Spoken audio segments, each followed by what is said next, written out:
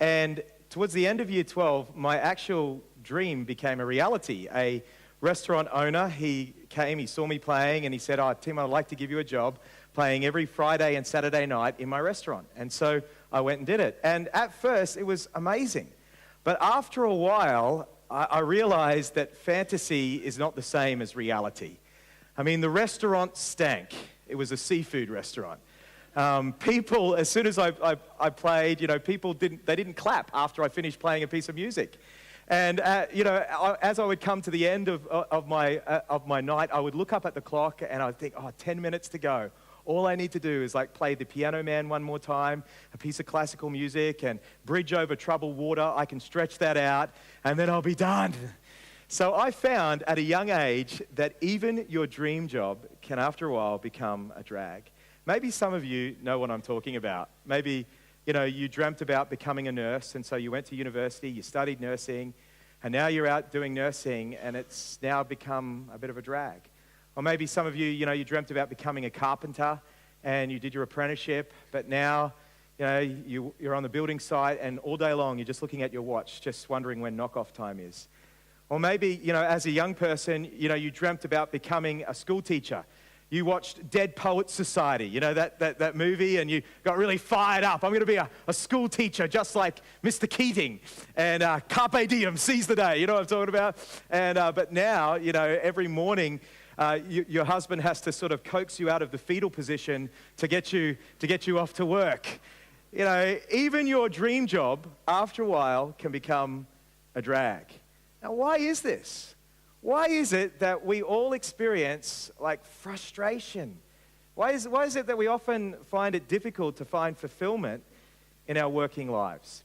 Well, this month at City Reach, we're doing a series that we've called Stronger, where we're looking at how we can go from being overwhelmed, overworked, and exhausted to living much more simpler and much more fulfilled lives. And there's no greater place where we need actually to look than in our working lives, because every person in this room, you're going to spend 1/3 of your life at work. 1/3 of your life is going to be at work.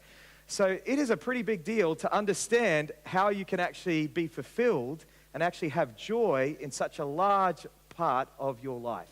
So what I want to look at this morning is how we can go from work being a drudgery to work being a delight, from work being something that saps the life out of us to work being something that puts energy into us.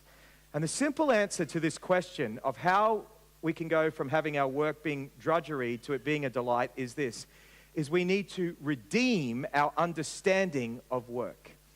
You see, oftentimes we have a wrong view of work, and if you're going to actually find meaning and purpose and joy and fulfillment in your work, then what you need to do is you need to redeem your understanding of work. First, you need to redeem your understanding of work from a necessary evil to a good gift from God, your creator. That summer when I was working in the restaurant, even though the job was sucking the life out of me, I still went every Friday and Saturday night. And the reason I went is while all my other friends were only getting paid $6 an hour, I was getting paid $50 an hour. And I really liked the lifestyle that the job actually afforded me. But I have found that if you just approach your work as a necessary evil, as a way to get a paycheck, then you will find that it will be a very hollow and shallow existence. Now, the Bible does uphold work as being necessary to do in order to provide for ourselves and for our families. In Ephesians 4, Paul says, let the thief steal no longer, but rather work with his hands so that he may have something to give to those in need. And over in 2 Thessalonians, Paul says it really, really plainly. He says, if you will not work, you should not eat. So Paul does uphold the value of work being something that God has given to provide for our needs. However, as I said, I think if you just see work as a necessary evil, as a way and a means of earning money, then I think you'll find that it sucks the life out of you. I think the people that I've seen that just go to work just to get a paycheck, they typically become very hollow on the inside. And that's because God never designed work to be a necessary evil. He actually designed it to be a good gift, to be a gift that he's given us. It is interesting that in Genesis 3, because we all live post-Genesis 3, we will all experience pain and frustration and difficulty in our work. We all live post the fall. After Genesis 3, in Genesis 3, Adam and Eve sinned against God, and part of the consequence of their sin we read about in Genesis 3. In Genesis 3, verse 17, we read this. God said to Adam, "Cursed is the ground because of you. In pain you shall eat of it all the days of your life. Thorns and thistles it shall bring forth for you, and you shall eat the plants of the field." So part of the curse, part of the judgment of God was that now in all of our working lives, we experience frustration and pain and difficulty. And you know what I'm talking about. This week, in your workplace, you experienced frustration and pain. I mean, in your workplace this week, things didn't go the way you wanted them to go. And there were people who were actually very frustrating to you. Every time someone actually comes to work in the office at City Reach, I usually sit them down and give them a bit of a talk. Because what I found is that when people come to work at church, they bring these rose-colored glasses. They think that working at church will be like heaven on earth. And while it is true that working in a Christian organization does bring many blessings, I like to remind them that the fall runs right through my office, as it does through every other office in Adelaide. That there will be times when you will be frustrated at me, and there will be times when I will be frustrated at you, because post-Genesis 3, as part of our working lives, we will all experience frustration, pain, and difficulty. But nevertheless, in the book of Genesis, the way the book of Genesis describes work is it doesn't describe work as a necessary evil. It actually describes it as a good gift from God. You see, in Genesis chapter 2, what we see about God, it's this beautiful picture, is we see God come down. And God gets his hands dirty. He gets dirt under his fingernails. He fashions man out of the dust of the ground. And he breathes into man the breath of life. And then in Genesis 2, in verse 15, we read this. The Lord God took the man, Adam, and put him in the Garden of Eden. And notice what he put him there to do? To work it and to keep it. Right from the very beginning, God actually designed work to be part of the Garden of Eden, part of paradise. Work wasn't a result of the fall. Work was before the fall. It was part of paradise, part of God's good design for humanity. And so work is not a necessary evil. It's actually a good gift. You see, over in Genesis chapter 1, we read about God creating the heavens and the earth. And then we read this, that the heavens and the earth were formless and void. But then what we read in the next days of creation is that what God does is he takes that formlessness and void, and he actually, through the next 6 days of creation, he then shapes it and he molds it. He creates, he cultivates.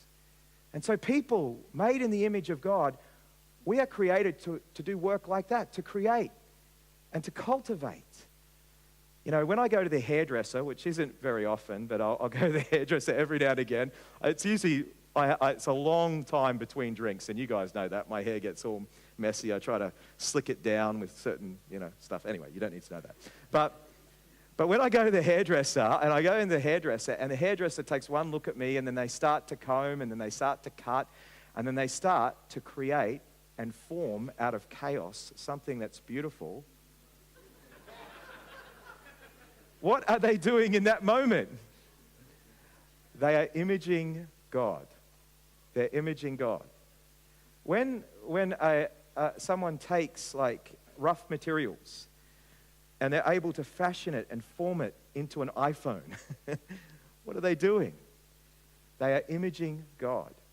When a teacher takes a student full of potential and they're able to help that potential come out and rise to the top and shape that little character, what are they doing? They are imaging God. And notice what it says at the end of the days of creation. What does it say right at the end? And God saw all that he created, and he said it was very good. It wasn't just good. It was very good. He was fulfilled in his work of creating and cultivating and and forming and made in the image of God, this means that work is actually a gift. And when we create and we cultivate and we take the world and we form it and we fashion it, we actually then, we find fulfillment. Solomon said as much over in Ecclesiastes chapter 2 and verse 24. He said, "There is nothing better for a person than he should eat and drink and find enjoyment in his toil. This I saw is from the hand of God. For apart from him, who can eat and have any enjoyment?" You know what they say to pastors? They say every pastor should actually have a garden, because at least then they can see something grow.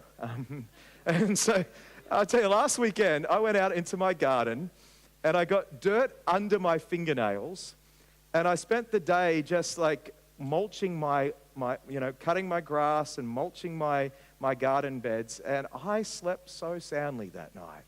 I thought, this is what it's like for the majority of people. You have this, you spend your energy in the day and you sleep at night. It was such a beautiful thing. I think most of us would probably think, if I was just independently wealthy, then I could have joy and fulfillment. And I would like to say, no, you wouldn't. Even if you were independently wealthy, you would still find that you need to do something meaningful with your time, because created in the image of God means that you were created to work. You were created to create and cultivate. I love holidays. Who here loves holidays? Who could go on a holiday right now? Yeah, I know what you're talking about. It would be wonderful to sit on a beach, wouldn't it? But I don't know about for you, but for me, after I've been at holidays for some time, I just find myself getting bored. And that's because I wasn't meant to do nothing with my time. God hasn't given work as a necessary evil. He's given it as a good gift. And when we actually image God with our work, and we create and we cultivate, we actually find fulfillment and joy in our lives. So how do you go from, work being a drudgery to your work being a joy? Well, firstly, you need to redeem your understanding of work from a necessary evil to being a good gift from God, your Creator. But secondly, if you're going to go from your work being drudgery to it being delight, then secondly, what you need to do is you need to redeem your work from an idol to an act of worship. Now, all around the world, people worship idols. They take wood, they take stone, they take metal, and they fashion idols, and they bow down and worship them. And for us in the West, as we see people do that, we think, you're crazy. Why are you worshiping just a piece of wood or a piece of stone or just a piece of metal? This seems crazy. And yet we in the West, we often worship idols of the heart. We often take good things and we make them ultimate things. We make them the things that we look to for our significance and our security and our identity. And one of the greatest idols in the West is actually the idol of work. Just think about this question for a second. Just think about this question. Who are you? Or maybe ask it to yourself. Who am I? How would you answer that question? Well, I'm the senior pastor of City Reach Baptist Church. I'm a nurse. I'm a doctor. I'm the president of the United States of America. If this week is anything to go by, that job seems to be open to anyone, But when you think about that question and the way we answer that question, we are often looking to our work, we're looking to our job to give us our sense of identity, our sense of significance, our sense of security. And when we do that, when we look to our job for our sense of identity, we will find that our work becomes this cruel master that we end up serving. We end up looking for our significance in our work, and we end up working way too hard and way too long. It's interesting to me that in Christian circles, we would think, sexual sin is really, really bad, right? We would think sexual sin is really bad, like pornography or adultery or anything like that. That's really bad. And we'd say, injustice is really bad. When we see the injustices around the world, that's really, really bad. But one of the sins that we tend to be blind to is the sin of workaholism, is the sin of making our work an idol. In fact, not only are we blind to it, do you know what we end up doing? What we often do in the West? We often celebrate workaholics. We often praise workaholics. How hard did you work? Oh man, I'm working 60, 70, 80 hours a week. When you talk to someone, you know, it's a badge of honor if you can say, how did you go this week? Oh, I was really busy, really busy. We carry that as a badge of honor. So doesn't it show, actually, that in the West, we tend to make our work an idol? I was listening to a speaker a few years ago, and he was saying a really good thing to do is actually to ask a close friend if they could point out any weaknesses in your character. And so I thought I'd give this a try. So I went to Pastor Jeff, because Pastor Jeff, man, he is a very insightful guy. And I asked Pastor Jeff, what weaknesses do you see in me? And Pastor Jeff said, and I was expecting other things, but you know what he pointed out? He looked at me and he said, this is the weakness I see in you, Timon, is that you need to be successful. You need to be successful. And as I prayed and thought about that, I thought, what does that show? That shows actually that I've made my ministry an idol. That I drive myself and I drive the people on my team in order to get the approval, significance, and identity that I need from my ministry. And you know, this ministry idolatry is just rife in church ministry, in pastoral ministry. And I've been coming back to the Lord and trying to repent of that. And I would just call you, if you've made work an idol, you need to repent of that. You need to repent of that. And you need to move from your work being an idol to it being an act of worship. Colossians 3:23, Paul says this. He says, whatever you do, work heartily as for the Lord and not for men. He's saying, make your work an act of worship. Now, I thought about this. I thought, if I made my an act of worship, a number of things would happen. Firstly, I would do my work with absolutely excellence. You know, with absolute excellence. Because if I'm working for Jesus, I'm going to make sure that I do my work with absolute excellence. Not just when people are watching me, but even in those quiet moments when no one else is looking, I'm going to do an excellent job. But not only that, not only would I do an excellent job in my work, but I would also, when it comes to my work, I would be able to leave my work at my work. At 5 o'clock, when I went home, I would be able to leave my work at my work because I know that Jesus has actually given me other roles, other responsibilities. So I'd be able to just trust him with it and just leave it with him. And I wouldn't have to take my work in my mind everywhere that I go. See your work as an act of worship. You know, hopefully all of you have come here today to worship. You know, and you know what you've come here to do? You've come here to ascribe worth to the great God who is worthy of all devotion and all honor. That's what you've come here to do. As you've come here, I'm hoping you've come here to sing songs that will ascribe to God how worthy he is, how great he is, how wonderful he is. I wonder if you were to approach your work in the same way, what a difference it would make. If on the way driving to work you said, God, today in my work, I'm going to make my work an act of worship. I'm going to work in such a way to show how worthy you are, how excellent you are, how great you are. You see, if you want your work to go from drudgery to delight, not only do you need to redeem it from being just a necessary evil to seeing it as a good gift from God, but you also need to redeem it from being an idol to seeing it as an act of worship. I am going to worship you, God, with my work. But thirdly, if you want your work to go from drudgery to delight, you need to redeem your work from just being a job to being a divine calling. You know, what I've noticed is that people who actually love going to work, who actually have great fulfillment and joy in their work, they don't just see their work as a job, they actually see it as a calling from God. My daughter Hannah, she's coming to the end of year 12, and we're so proud of Hannah, Tegan and I. She's done very well in her schooling, and And we're very proud parents. We're proud of all our daughters, but Hannah is coming to the end of year 12, and we're really proud of her. And Tegan and I, we were reflecting on some real turning points in her life. And one of the turning points in her life was actually in year 1. At the end of reception, with 2 weeks to go in reception, I remember her reception teacher rang us up, and her just in absolute confusion, and she rang us up and she said, I don't know what to do with Hannah. She's such a strong-willed child. What am I going to do with her?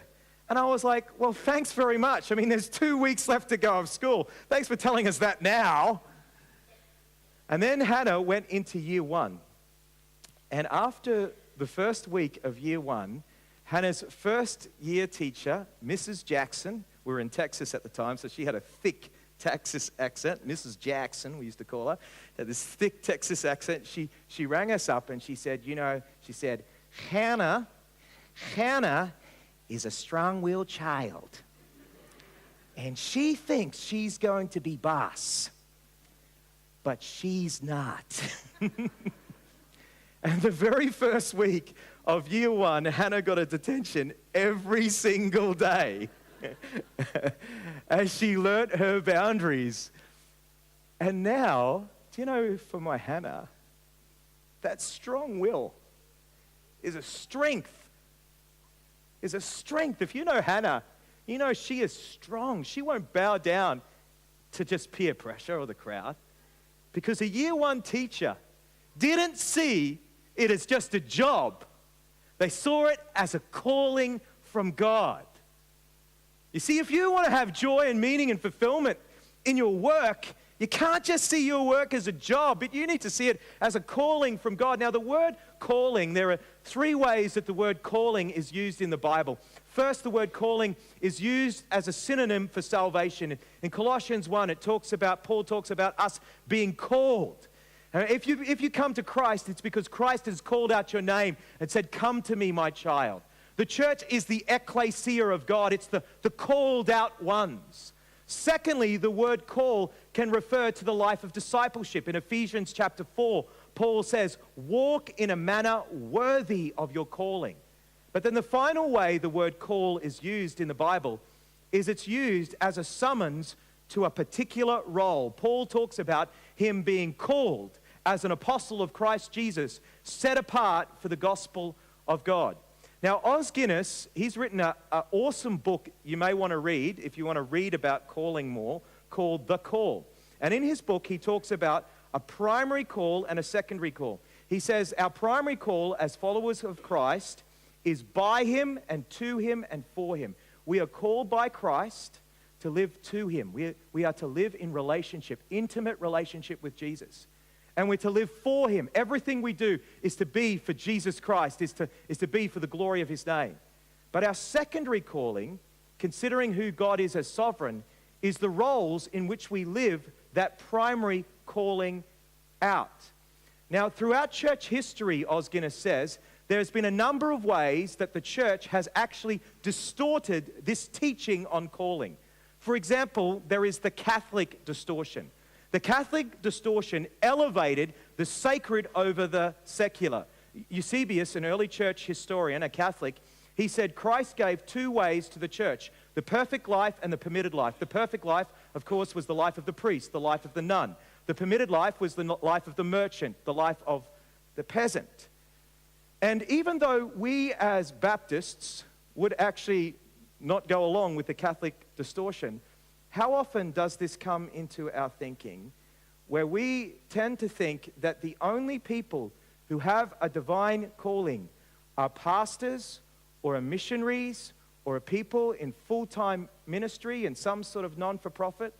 And I just think that many Christians live with a low-grade guilt, wondering whether their work is actually means anything to God, whether it actually means anything to him at all, whether it has any sense in their life at all, whether it's useful at all. And so many Christians, they buy into this sacred and secular divide, and they come to church on Sunday, and their life is all about Jesus on Sunday, but Monday through Friday, they just try and get through the week in their job, and they don't see how their work is actually connected to Christ at all, actually connected to him whatsoever.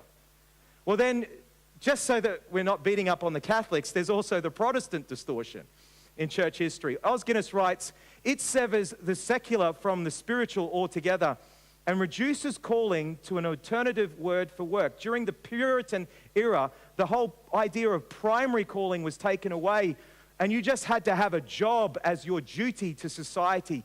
And so calling got changed to the word vocation. That's where we got that word from. And the Protestant work ethic came into being, that the reward for hard work is the work itself. I remember my dad used to drum that into me on the farm. When I used to come to him and say, Dad, can I be paid for pulling out bushes? And he used to say, no, son, the reward for hard work is the work itself. I say, I'd still like to get paid, Dad, if you wouldn't mind. So that's the Protestant distortion. But you see, calling in the Bible, we should never divorce those primary and secondary callings. Every single Christian, you are called. You are called to be to Christ, to live in relationship with Christ. You're called to live for Christ. Everything you do is supposed to live out the glory of Christ. And you are called, you have a secondary calling, a place, roles in which God has placed you sovereignly under his hand in order to live out that primary calling.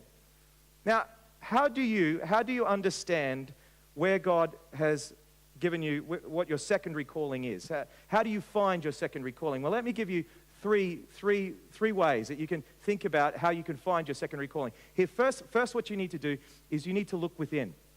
Look at your gifts, your talents, and your passions. Psalm 139 says that God has woven us together in our mother's wombs. He's given us certain talents, he's given us certain passions, he's given us certain strengths, and so look at what your strengths and talents are. Then secondly, look out. Look out and see how those talents and strengths can make a difference in the world that God has created.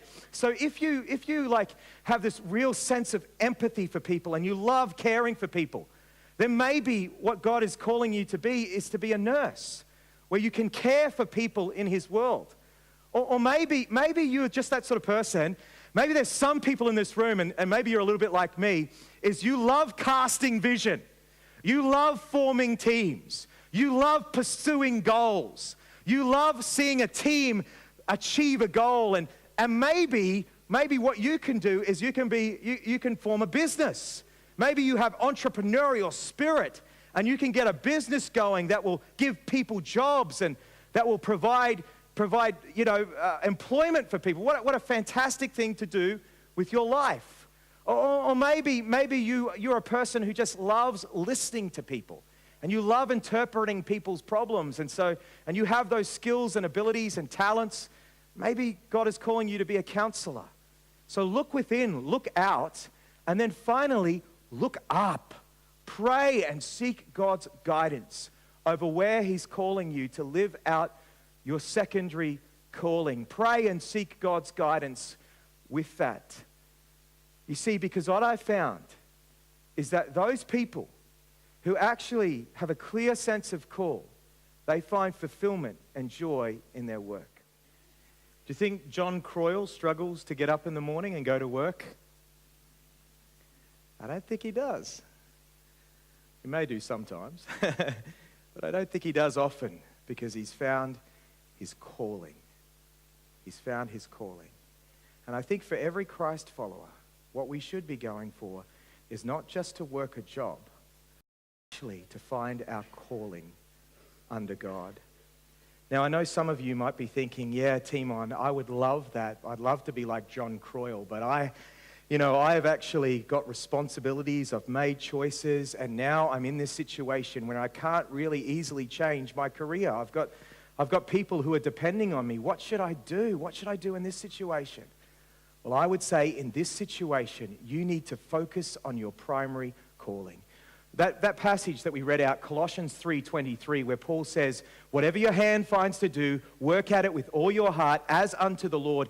That was written to bondservants. That was written to slaves, people who couldn't get out of their station in life. And Paul was saying to them, what you need to do is you need to just work unto God. You just need to work under God. And if you work for God and if you focus on your primary calling, I'm sure that in God's good timing, he may promote you to another place if that is his will. Remember Joseph.